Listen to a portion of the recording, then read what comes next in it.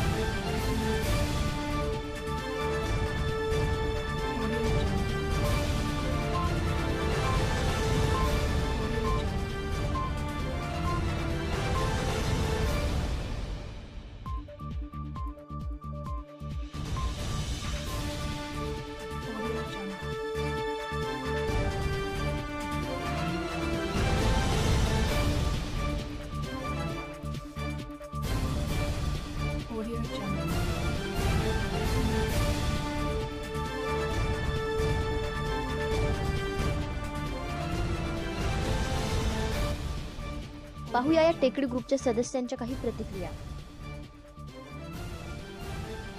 सुप्रभात। आम्ही या टेकडी अमृषी टेकडी ग्रुप म्हणून जवळजवळ या ठिकाणी 100 लोक आहेत। सध्या जर बघितलं आपण तर पर्यावरणाच्या समतोलनामुळे वेगवेगळे आजार या ठिकाणी प्रत्येक घरामध्ये प्रत्येक नागरिकाला झाले। कारण मोकळा असा श्वास, मोकळा असा ऑक्सिजन शहरामध्ये मिळत नाही। वातावरणातली दूषितता, दूषित हवामान या सर्वांना एक पर्याय म्हणून सर्वांना असं ठरवलं की रोज सकाळी कमीत कमी 5 किलोमीटर ते 7 किलोमीटर आपण या ठिकाणी येऊन फिरलं पाहिजे।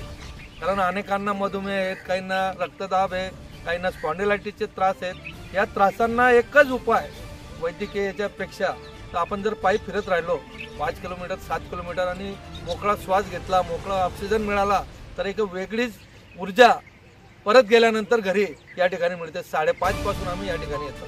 5:30, 6, 7 जवळजवळ 8 वाजेपर्यंत या ठिकाणी वेगवेगळ्या ग्रुप आहेत। जवळजवळ 70-75 वर्षाचे सुद्धा ज्येष्ठ नागरिक या आमच्या ग्रुपमध्ये।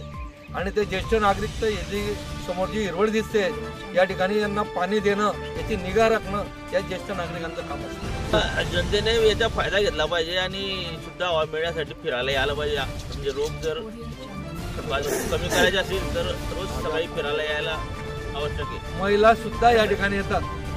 जर तुम्ही बघाल तर कमीत कमी 25-30 महिला या ठिकाणी येतात। मी महिलांना सुद्धा, तरुणांना, तरुणींना अपील करतो की आपण आपला अमूल्य असा वेळ काढा। अमूल्य म्हणतो मी मुद्दा की 1 तास या ठिकाणी वेळ काढून आपण या ठिकाणी टेकडीवर येण्याचा प्रयत्न केला तर नक्कीच प्रत्येकाच्या आरोग्याला ती एक वेगळी ऊर्जा मिळणार आहे आणि एक चांगलं आरोग्य आपल्याला जगायला मिळणार। मी सकाळी मॉर्निंग टेकडी ग्रुप आहे आमचा। आम्ही मॉर्निंग वॉकला येत होतो आधी आणि नंतर वृक्ष संवर्धनाचं काम आम्ही चालू केलं। तर आता या 4 वर्षात जवळपास 5.5 ते 6,000 झाडं इथे लावली गेली आणि सर्व अगदी व्यवस्थित झाली आहे। मागच्या वर्षी आम्ही 1111 झाडं एका मिनिटात लावली होती आणि ती पण आता पूर्ण जवळपास 98% ती झाडं जगलेली आहे। इथे जे फिल्टर प्लांटचं पाणी जे वेस्ट जायचं त्या पाण्याचा उपयोग करून आम्ही हे सर्व काम करतो आहे। आणि आता इथे एक निमवन, वडवन, पिंपळवन असं करून आम्ही ऑक्सिजन पार्क सारखं हे करतोय की जेणेकरून पर्यावरणाचा समतोल सांभाळला जाईल आणि लोकांना पुढे ऑक्सिजनची जी कमतरता आहे